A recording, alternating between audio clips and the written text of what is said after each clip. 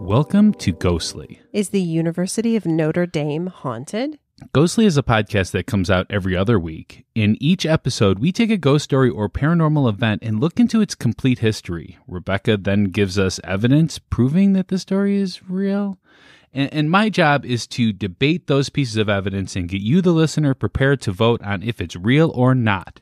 If you haven't yet, please hit that subscribe or follow button. And I'm one of your hosts. I'm Pat. And I'm Rebecca. So this episode was suggested to us by our friend Todd Davis. He grew up in South Bend, and he's the owner of Laughing Ghost Studios. He's so talented, this guy. His work is amazing. Yeah, he makes these super artistic masks. Like, I don't think masks you'd put on. No, and I mean, he does other stuff too, but I think that's his big thing. And they're just amazing. Amazing. Yeah. Just got to go check him out. He's on Facebook or Instagram, any of those places. Yeah. Laughing Ghost Studios. Anyways, the minute that he mentioned Notre Dame to me, I was all over the idea, and I went to Rebecca instantly. And this is one of those few episodes that we just got the idea for like a month ago. Yeah. And we were already like, no, we got to do this one. And it's perfect for St. Patrick's Day. Yeah, because, I mean, Notre Dame, there's so much history in that place, right? I mean, it seems like a good place to finally find proof of ghost, right? Absolutely. Well, maybe. We'll see. Do you have a ghost story for us? Of course. All right.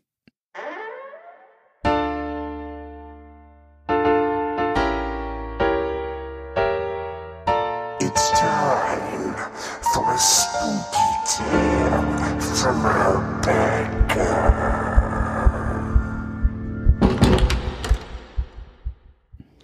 Okay. Last night was insane. I still can't believe what happened. It's just, no way did I believe this kind of thing could happen. My boyfriend Joe invited me to go out with some of his friends last night. He refused to tell me what we were going to do, just said it'll be fun. We didn't even go to meet the others until 1 a.m. I'll admit I was excited. I mean, we're in college. This is when you do insane stuff in the middle of the night. I figured we'd be pulling some prank. We met outside Washington Hall. There were 6 of us, and they were all people I know. That's when Joe's friend Steven told us what we were going to be doing. Going inside and using a Ouija board to try and contact the ghosts people say haunt this place. Not what I was expecting. I mean, this is not a typical activity for this group, but we were all game and I was relieved we weren't going to be defacing something. We made it inside to the main stage in the concert hall and set it up. Carly had even brought candles to set up around us. It would be too cramped for all of us to use it at one time, so we split into 2 groups to take turns. The first group went, and nothing happened for the first few minutes. But then I heard Michelle gasp. I didn't want to break the circle, so I just tried to crane my neck in to see. I hear Steven say, "It's moving. There's an S and a G. Goodbye. It just moved across the goodbye." They all let go and definitely had some minor freakouts. None of them could stop talking about how it felt, like something was pulling them. Now, of course, Joe claimed they must have moved it, but I wasn't so sure. So then it was our turn. Joe, Chris, and me. We sat there and asked if the spirit could talk again. I swear my fingers were barely touching it. And the same for the others. All of a sudden, it moved away from me, but it felt like something by me was pushing it. It did the same thing. S and G and then goodbye. We could not believe it. Joe tried to laugh it off, but it was harder to do this time. We decided it was definitely time to get out of there. We packed up as fast as we could and ran out of the door, right into a security guard finishing his rounds. S.G. security guard. Luckily, he was cool, and once he heard our story, he let us go with the warning. But he told us, "This place definitely has something in it. I heard and feel things all the time," he said. What a crazy night. I've never had anything like that happen to me before. I'm not sure what I'll do when I have to go to that place again. And I wonder if anyone will believe this story. Wow. So how much of that is real? So that is a story that a group of students claim happened. The SG? The SG and the security guard. Now, I don't know if they actually like talk to the security guard. That part I just added, but what if it was like for Satan's guardian or something? Who knows? Yeah. But we're just assuming it was the security guard. But it happened twice. Huh? They did it twice, and it did the same thing both times. Wow. Mm-hmm. I don't know. Well, maybe we should take a break and then get into the history. Sounds good.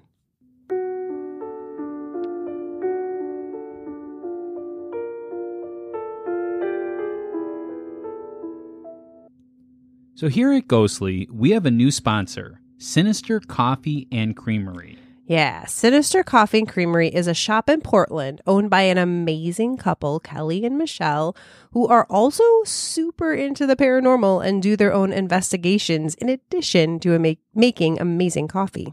What's really cool is that they pick their coffee names to give insight into the deeper meaning behind supernatural and paranormal terminology.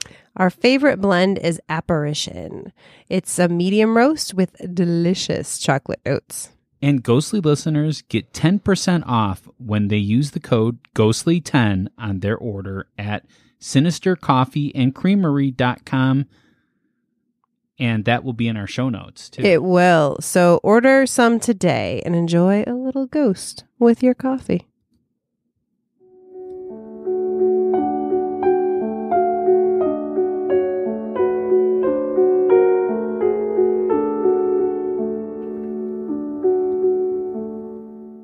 All right, time for a little hashtag Pat Facts. Pat's Facts. From a skeptic point of view. Pat's Facts. He presents it all to you. Pat's Facts. Facts. Pat Facts! One of the earliest known groups that occupied South Bend, Indiana, were, of course, Native Americans, right? Yes. Specifically, the Miami tribe. Where do you think the Miami tribe comes from, Rebecca? I'm going to say Ohio. What? Yeah, the Miami, Ohio University. A lot of people from here go there. Oh, I had no idea. No, maybe Florida. No, not at all. They actually came from Green Bay. Oh, interesting. I don't know why the Miami tribe came from Green Bay, but Miami's is a Native American name. Okay. So later, the Potawatomi tribe moved into the area, and this was really good land for them, as it was right off of the St. Joseph River, and that meant that they can get fresh fish and the ability to raise a farm. Interesting. We have Potawatomi around us here, too. Yeah, we definitely did. I don't think it's anymore, right? Yeah. We also, there's a Potawatomi Casino. Yes. Yeah. Of course, they were forced to leave this area when the white man decided the area would be good for building in the early 1840s. It always starts the same way. The white men would move into the area to trade furs, and once they established that they liked the area, they would tell others, and eventually they would force out the Native Americans. That's the story. That's the story, yep. And during the 1830s through the 1850s, which is right when Notre Dame was founded, South Bend was starting to develop. There was a lot of factories being opened along the St. Joseph River, but South Bend would not become incorporated until 1865. And I'm sure Notre Dame actually played a big part in that. It's interesting to think they were kind of side by side, or that it wasn't like the university came because of the town. Yeah, exactly. No, there was like hardly anything there. Interesting. At that moment. In 1842, the Bishop of Vincennes offered land to a priest named Edward Sorin, but it was only to build a college. Okay. Edward Sorin grew up in France. He was the seventh of 9 children, and he was born into a well-off middle-class family. His family was fairly religious and actually sheltered 2 priests during the French Revolution. He had only became a priest in 1838 and had just recently joined the Congregation of Holy Cross. He left France on August 5th, 1841, with 6 other priests for America, 4 of which were Irish, and the other 3 were French. Upon getting to New York on September 13th, he knelt down and kissed the ground, which was a sign that they adopted their new country. Right? Oh, You've seen that in a lot of shows, or you've heard of people doing that. Mm-hmm. That's the reason why they're planning to stay there forever. Okay. Although he didn't, he went back and forth from France and actually India too. Interesting. Yeah. Soren believed he was coming to America to start up a community. The bishop of those days was supposed to pay him 3,000 francs for Soren and the 6 other priests' traveling expenses. But they arrived much later than expected, and the bishop had already spent that money. So they were actually 2 years late. Well, you know what? Back then, Yeah. that might be what happens. But man, that's not good. But this wasn't the only thing that stood between the bishop and Soren. Soren wanted to start a college, and that was not something the bishop wanted. Oh.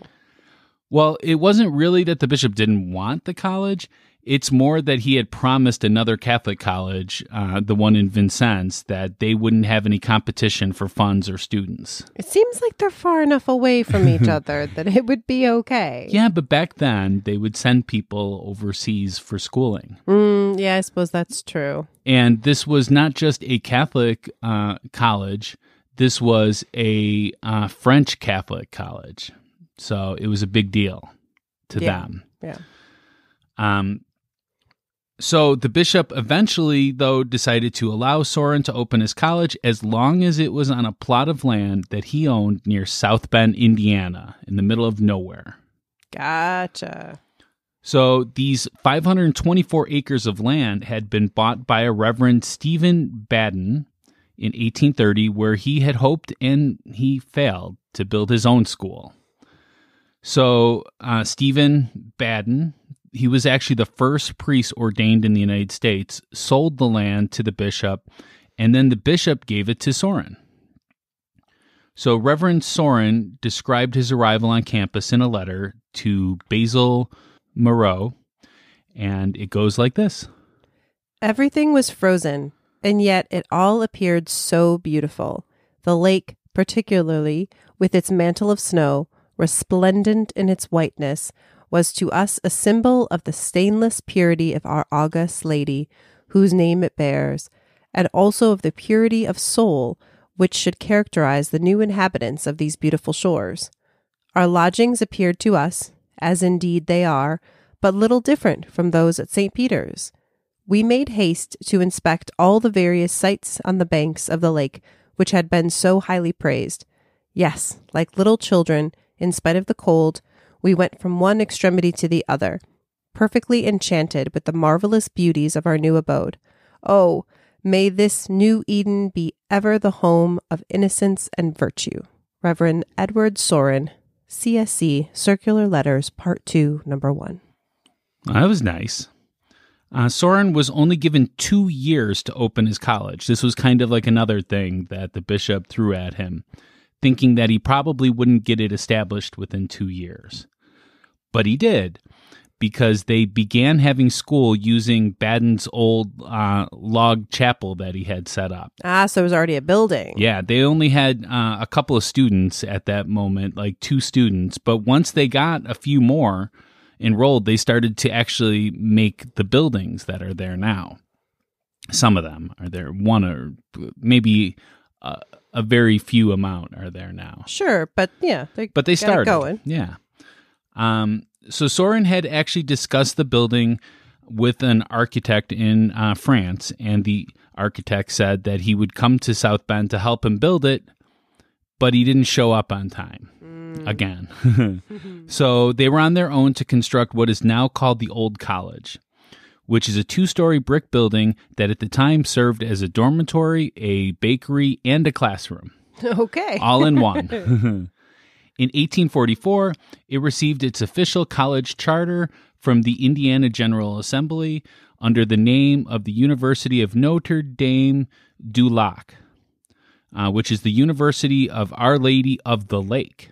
So Notre Dame is just Our Lady, and Notre Dame du Lac means the Lady of the Lake, University of the Lady of the Lake. I love it. Yeah. Because the university was originally all male, the female-only St. Mary's College was founded by the Sisters of the Holy Cross near Notre Dame in 1844. So shortly after. Yeah, that's amazing. In 1849, Notre Dame awarded its first degrees. So that's a long time ago. Yes, it's been operating. That's amazing. Yeah, definitely. Especially for a private college like this, you know, that doesn't get the same government funding. Exactly, you know? Yep. Soren's strength was demonstrated on April 23rd, 1879, when a fire destroyed the main building, which housed virtually the entire university and also the library. Oh, no. And their library was pretty big at that time. It had like 1,000 books at that time. That's so sad. Yeah. Timothy Edward Howard, which became a Chief Justice at the Indiana Supreme Court, and he was also a professor at Notre Dame, provided a first-person account of what Soren said inside the Sacred Heart Church.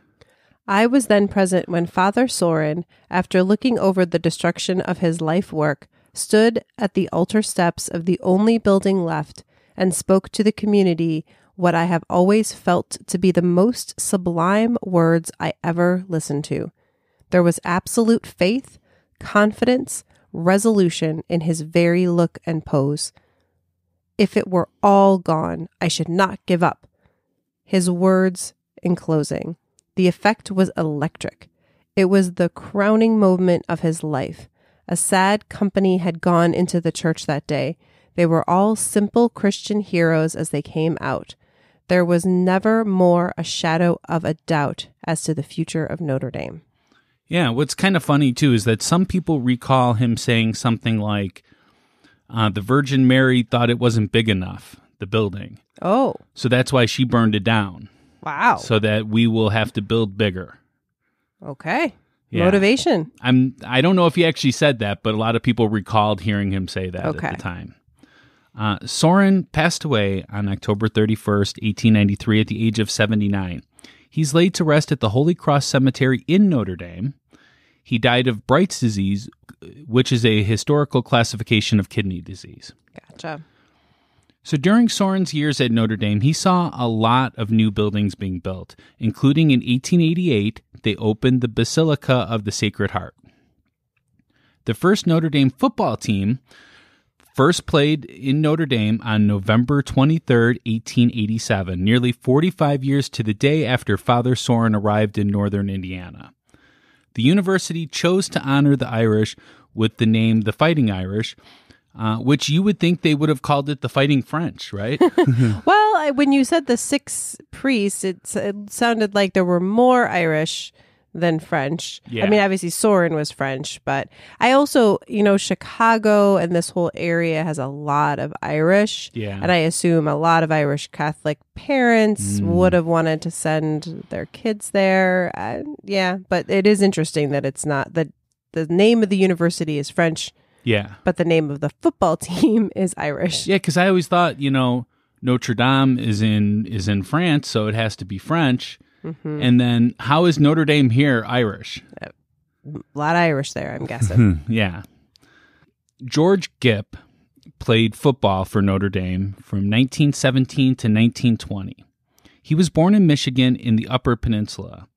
He came to Notre Dame to play baseball, but he was recruited for the football team. Gipp led the Fighting Irish in rushing and passing. He actually has some records that are still on the books today. So there's a story about how Gipp died, and it's probably not true at all, though, just to tell you. Well, it might be something we talk about. But yeah, it's definitely worth mentioning and talking about when we talk about Notre Dame football. So he was out late one night, and he returned to campus after curfew. He couldn't get into his dorm, so he went to the rear door of the Washington Hall, which is the campus theater building, and he went there because he knew that the door was often unlocked. So when he partied a little too late, he would often spend the night there. But on that night, the hall was locked tight. He slept outside, and by the morning, he had contracted pneumonia and eventually died from a related infection. Now, the more likely story is that he got strep throat while giving punting lessons after his final game, which was November 20th, 1920, against Northwestern, another college around the area here. And since there are no antibiotics in 1920s, these things were very hard to treat, and it became much worse and eventually took him down. But, Rebecca, you probably don't remember him for his football playing. Have you ever heard of this man, Gipp? This does not sound familiar to me. I mean, it does because I've done research, but before researching this episode, if you had said who's the most famous football player, whatever, no, I would not have thought of this name. But he's not just famous for the way that he played football. He was on his hospital bed and said this to a football coach named Rockney. I've got to go, Rock. It's all right. I'm not afraid. Sometime, Rock, when the team is up against it, when things are wrong and the breaks are beating the boys, ask them to go in there with all they've got and win just one for the Gipper. I don't know where I'll be then, Rock, but I'll know about it, and I'll be happy. Yeah, so he was the Gipper that, everyone's talked about when they say win one for the Gipper. Okay, so I'm gonna be vulnerable here and say that whenever I've heard the phrase win one for the Gipper, my brain has always thought of Ronald Reagan. Do you know why? Okay, I did not until researching this. Ronald Reagan played the Gipper in a movie, and so I swear I've heard people refer to Ronald Reagan as the Gipper, and it never made any sense to me, and I didn't understand any of it. But he was playing this character with Ronald Reagan. A lot of times, he took on the personality of the person that he played, and people gave him credit for the things that those people did, I think, So, okay. Anyways, all right. So the Gipper is this guy that played football. Got it. So Rockney used the story of Gipp, the Gipper, along with his deathbed line that he attributed to Gipp to rally his team to a 12-6 upset of the previously undefeated Army team in 1928. Okay. So he waited 8 years to use that line. There you go. Well, and I mean... If it was true. Yeah. My favorite Notre Dame story was Rudy. Rudy grew up in Joliet, Illinois. He was the third of 14 children. He never really did well at school because he found out later on that he was dyslexic, which in the 1960s was often not diagnosed. It's still, a lot of times it's not diagnosed. He played football for the Joliet Catholic High School, which I didn't go there, but I went there several times to do blood drives and stuff. Gotcha. So I definitely been on that campus. He didn't have much hope for a stable career, so he decided to join the Navy after high school. And after that, he worked at a power plant for 2 years. So he was in the Navy for 2 years. He worked on this power plant for 2 years. And then he decided to apply for Notre Dame, with the GI Bill. Yeah. Mm-hmm. So, but his grades were just too low to get into school. So he enrolled in a nearby school called Holy Cross College, and he worked his butt off to get his grades better. And after 2 years, he was accepted by Notre Dame on his fourth try. He applied 4 times. So it had been his dream to go to Notre Dame, but it was also his dream to play football for the Fighting Irish. But he was too short. He was 5'6", and he was too small. He was 165 pounds. He again worked his butt off and was allowed to join their scout or practice team. And it took until his senior year for him to have a chance to actually play, November 8th, 1975. He didn't get on the field until the last 3 plays of the season. And on the 3rd play, though, he sacked the quarterback. He was carried off the field by his teammates following the game, and he holds the honor of being the first man carried off the field of a Notre Dame game. And since then, only one other player has held that honor, and that was Mark Edwards in 1995. And they made a movie about Rudy's story. And in that movie, they actually filmed at the high school that I went to high school with, and filmed on the field that I played football on. That's amazing, because I love that movie. Like, Right? that, I totally... That's when I think of Notre Dame football, like, that's the story that I think of. And That's more modern day. Oh, definitely.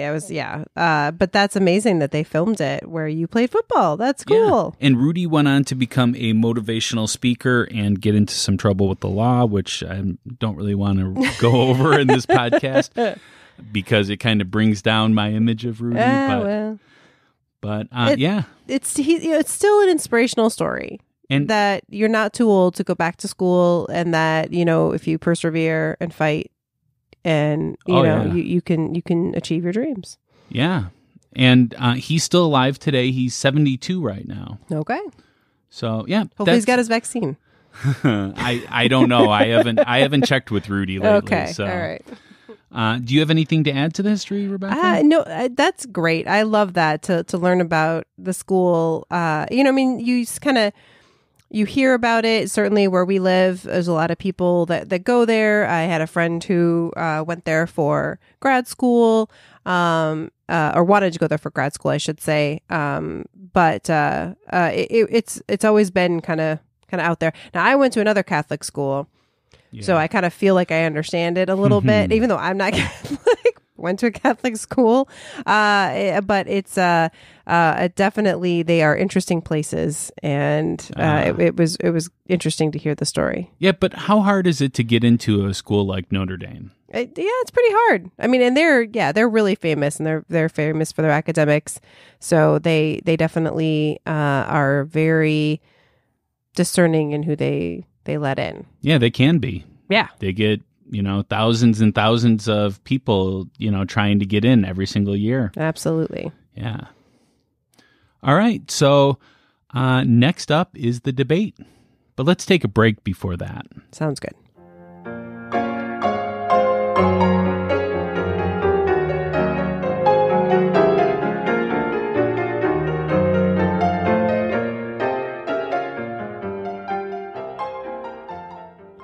Hey listeners, did you know there's a way to share with the world whether you're hashtag team believer or hashtag team skeptic, or for those who need it, hashtag team the middle? It's our store called Ghostly Gear. Yep, and we even have custom ghostly designs like microclimate, or even the Easter Island Massacre, or of the Ghostly logo.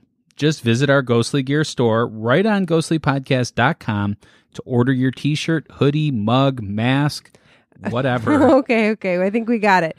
They just need to visit ghostlypodcast.com and click on Ghostly Gear to order right on the website, and send us any ideas that you have for new merch.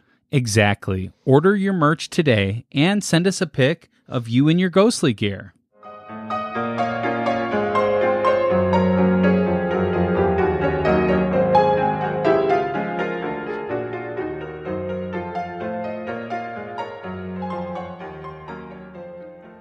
All right, it's time for a debate. But before we do our debate, we have new music to debut that goes with our debate section. Let's hear it.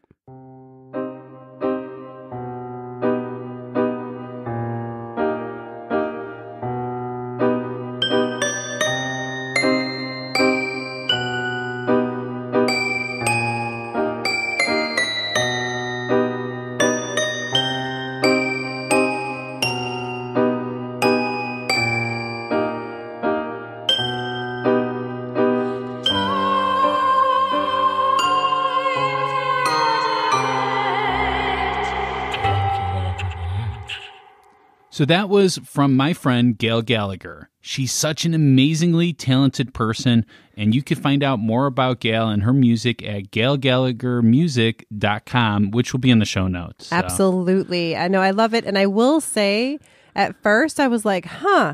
And then I'm going to be honest. I thought, is this going to be as catchy as Pat Facts? It sticks in your head. It does. It really does.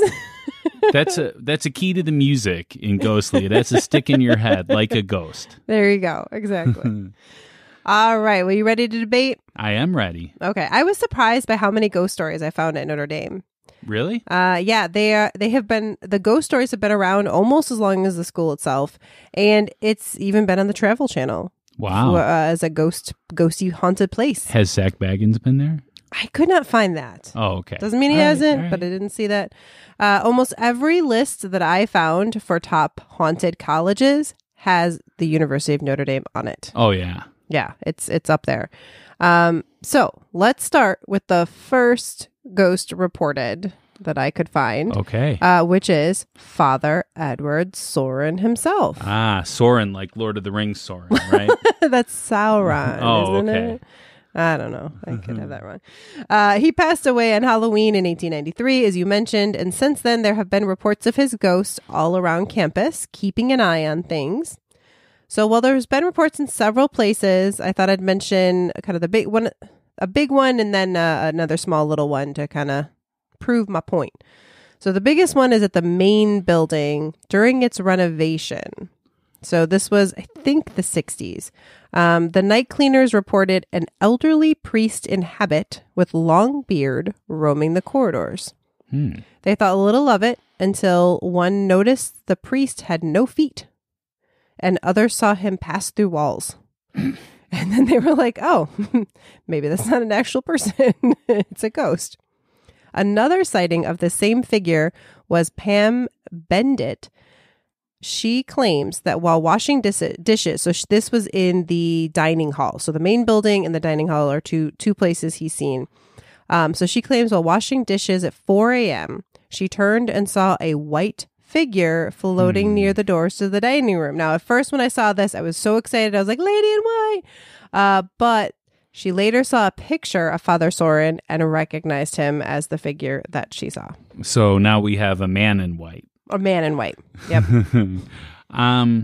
Wow, that's really interesting. And he is definitely different looking than the times nowadays, right? Right. He's got this big long beard, and people they claim those features. Yeah.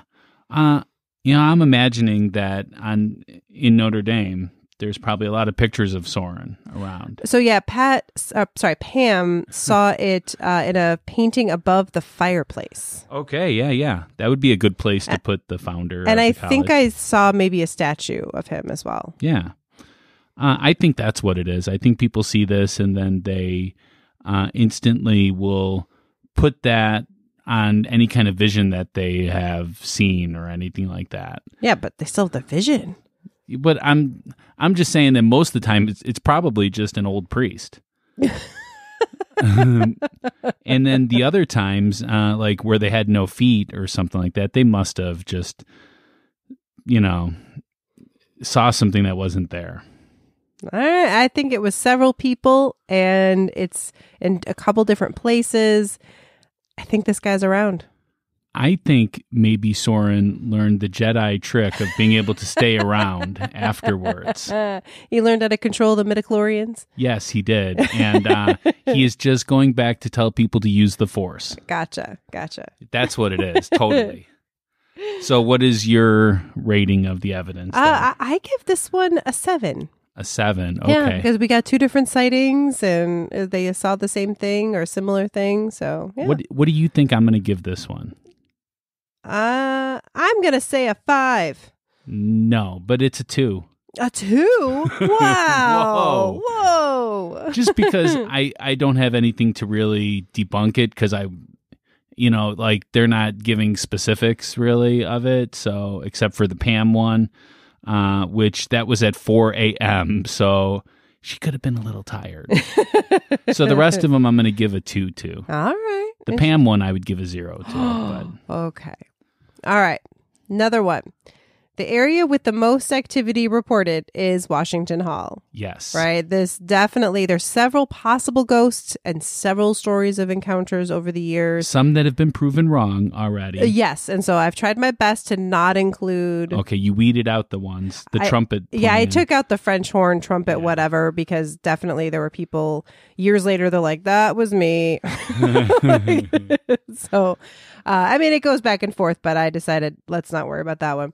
All right, but I will say the most popular story as far as like who the ghost is the Gipper, George the Gipper Gipp. Okay. Right. So he, as you told us the story earlier, right? So when you look at this up, it's always, the 1920 story that he got back late, had to sleep outside, got sick and died, all of that. Okay. So that was 1920. During the 1925 to 26 school year, a student from Brazil named, Pio Montenegro was the first to say that he saw a ghost at Washington Hall. Montenegro said he saw the ghost of George Gipp on a white horse galloping up the stairs and through the entrance of the hall. Okay. So the story of Gipp haunting the hall has stuck ever since. But the one thing that they say is this is the only report of seeing this ghost outside of the hall. Every other report has been inside.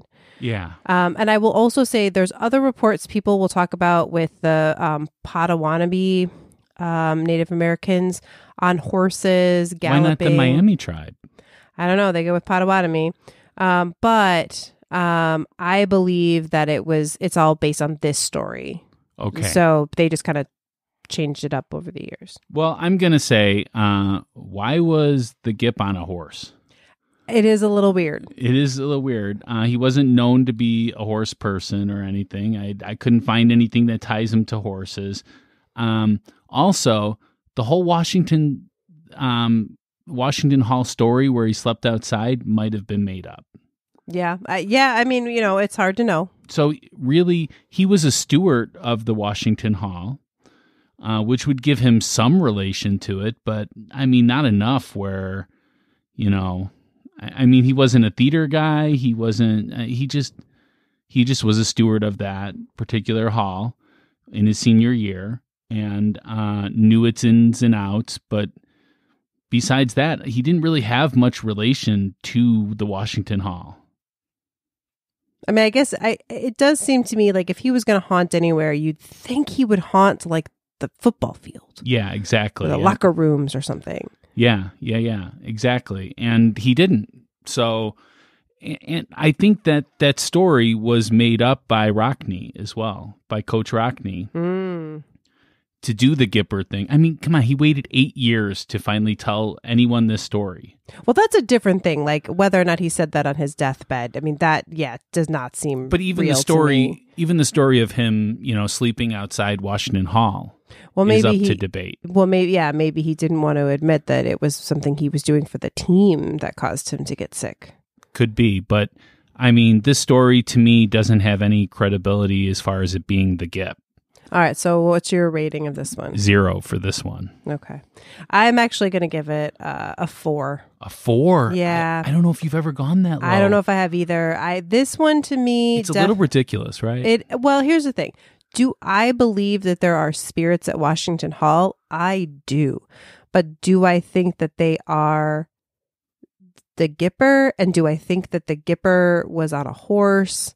And that's what that guy saw? I do not. Yeah, and that's the evidence that you presented to me. So that's what I'm going And that's on. the evidence that he presented to the world. Yeah. Right? So we have to judge that. I mean, do I think that he maybe saw something? Potentially, but I don't think that it was this. And that's what he said that he saw.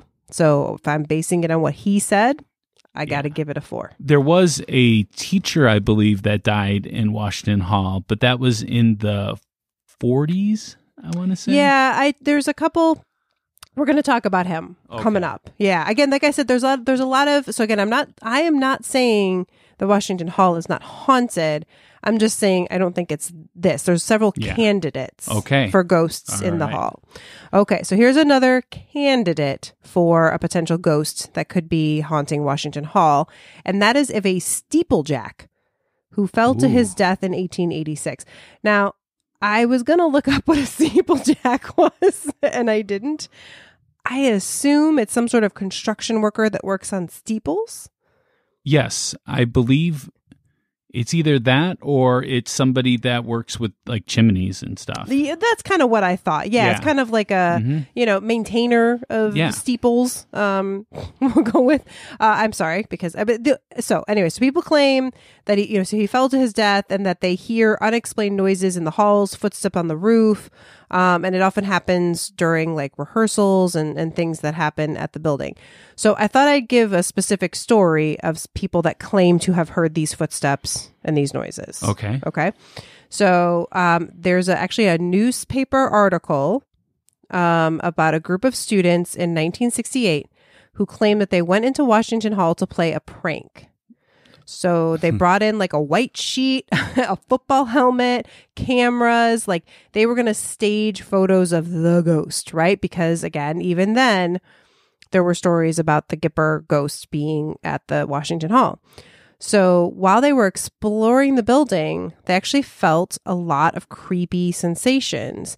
And when they actually went to take the photos, one of them went to turn on the lights, but literally the light switch would not stay on.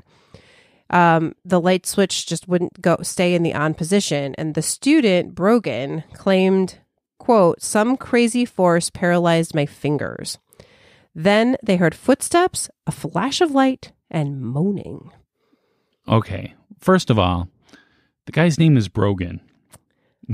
That could be his last name. I don't know. I'm assuming it is his last name. Yeah. His name is Brogan. Would you trust a man named Brogan to tell you a ghost story? Hey, I'm not judging Brogan.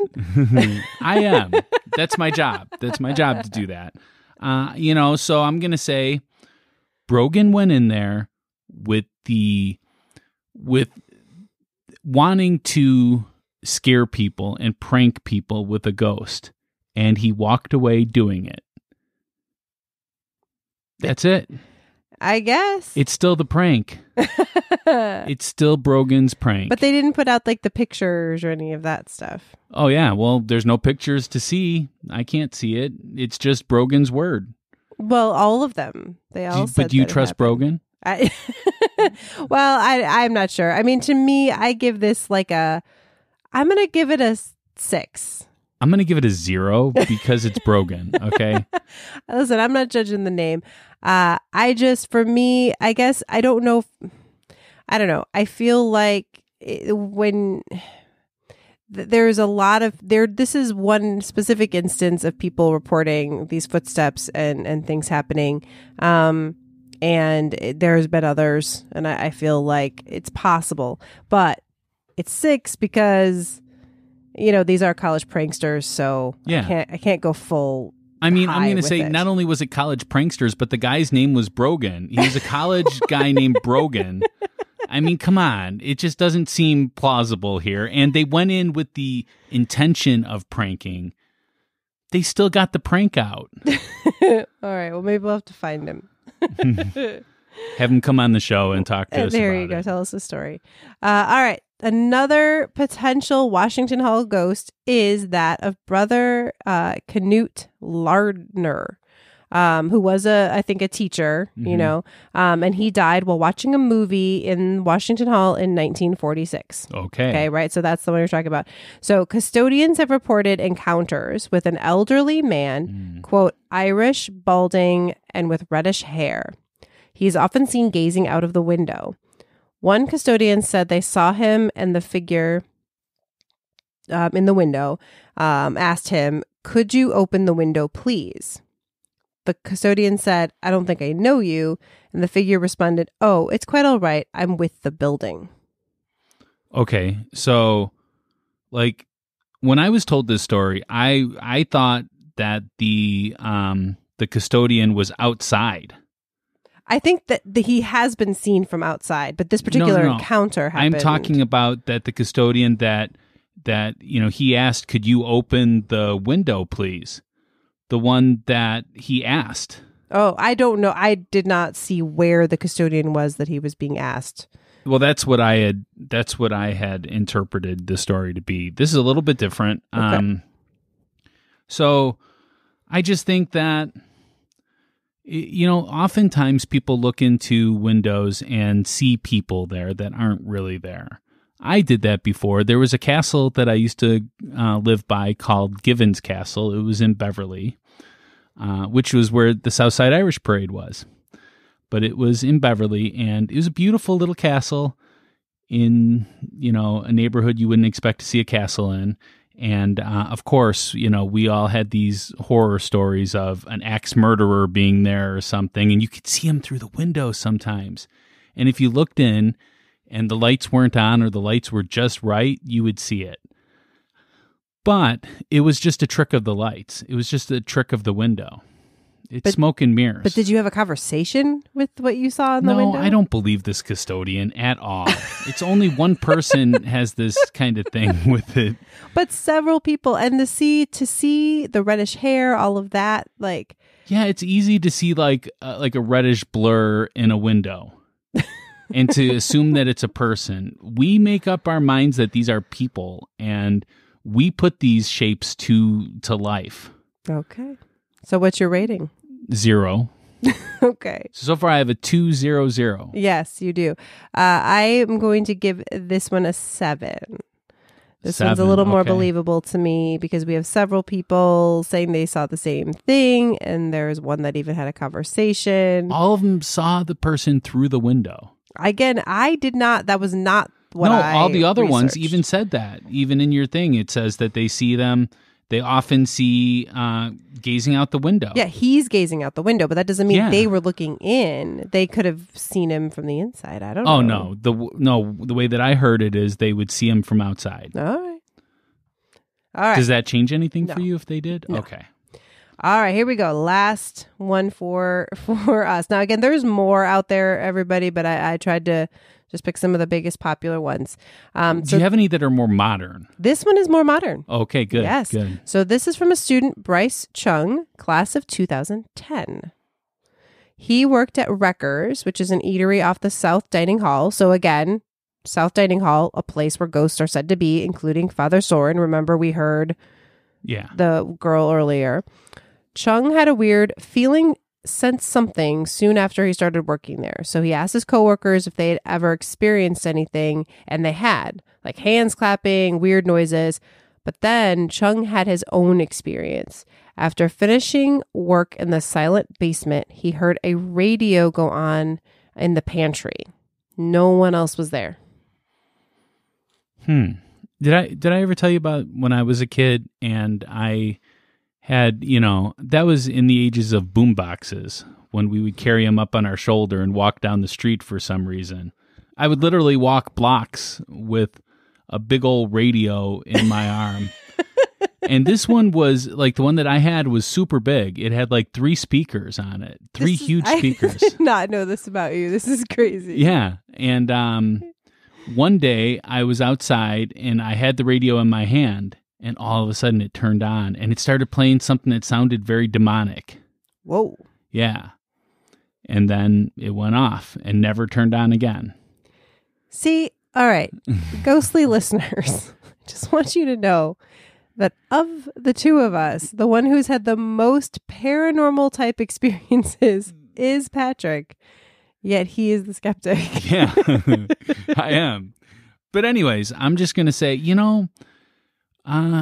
radios are a weird thing, especially when, they're battery operated. And a lot of times, it could be on, but the batteries are kind of off a little bit. And so it doesn't make that connection. And then all of a sudden something happens like a movement in the room and it shifts the batteries back into place and the radio could turn on. All right. Well, again, he was alone. No one else there.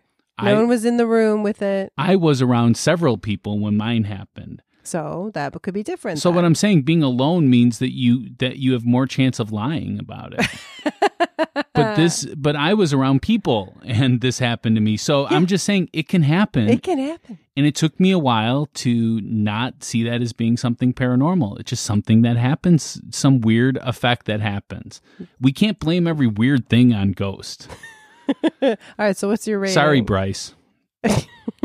My rating for this one, I'm going to give it a 1. Okay. Just a 1, because I don't know all the details. Like, there's a lot that's left out of this story. I wish I could question, Bryce Chung and find out. Well, he does say, too, he did not stay around to investigate because it freaked him out.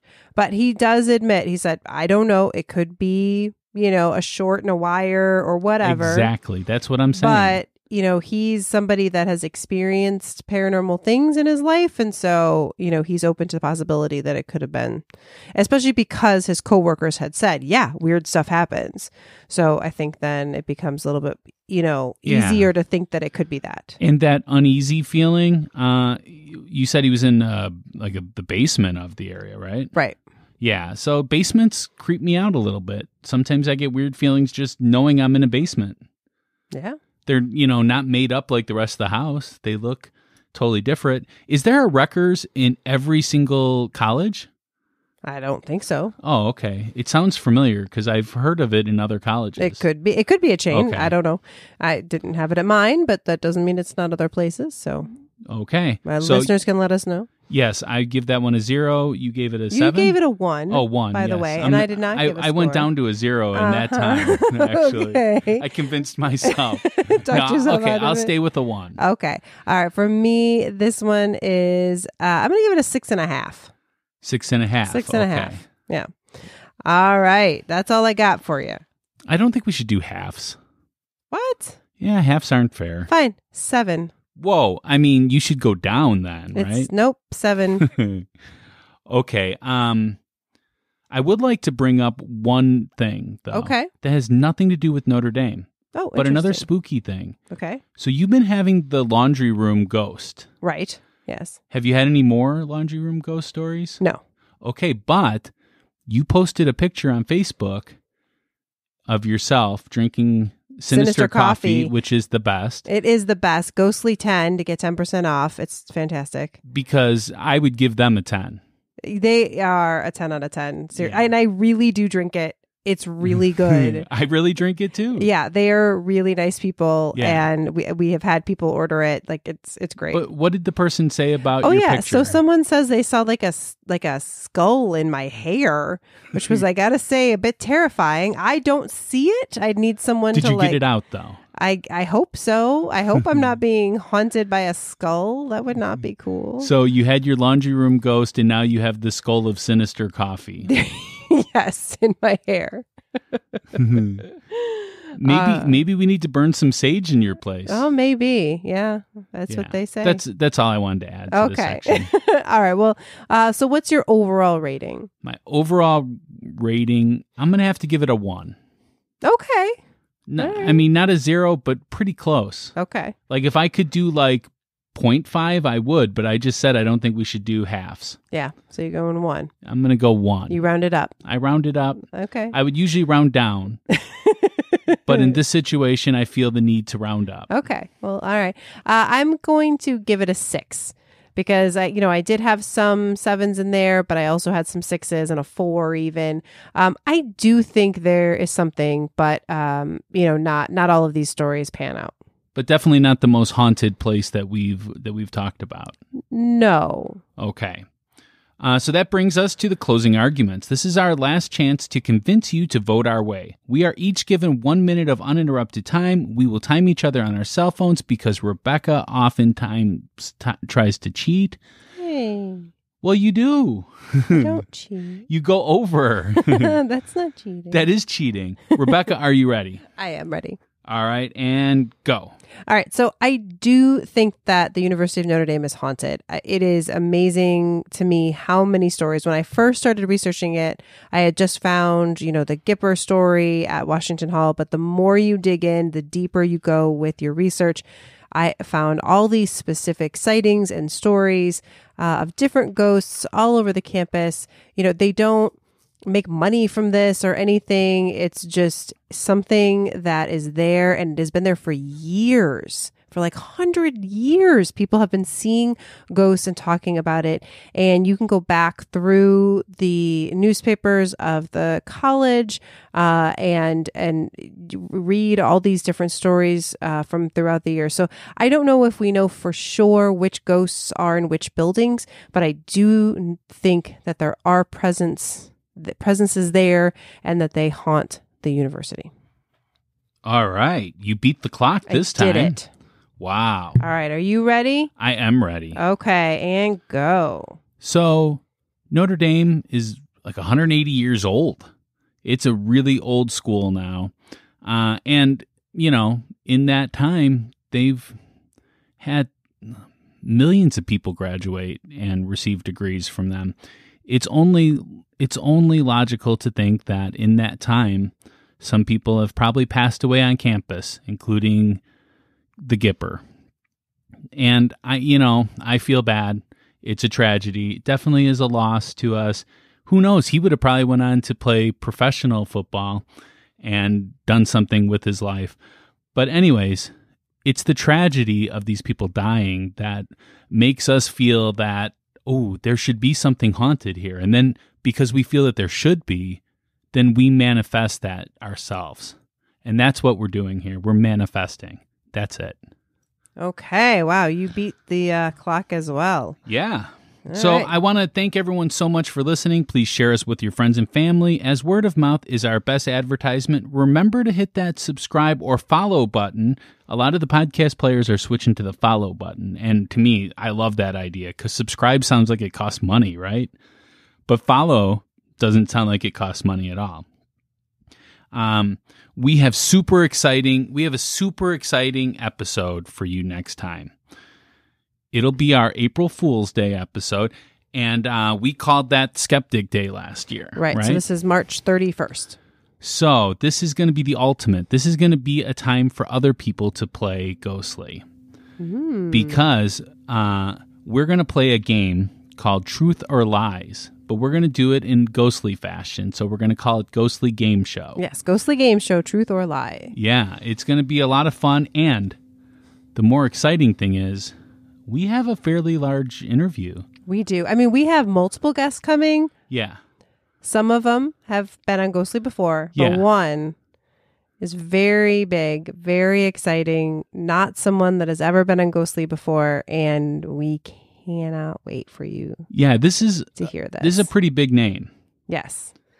I mean, he's going to be in character, but it's a big name. Yeah. Well, I would say that the character that will be on our episode is an amazing person in his own right. Yeah, he's actually a really big celebrity as well in Yes. the paranormal world. Exactly. And, if you are just like, I can't wait, join Ghostly Society on Facebook because those people already know. Yeah, they already know who it is.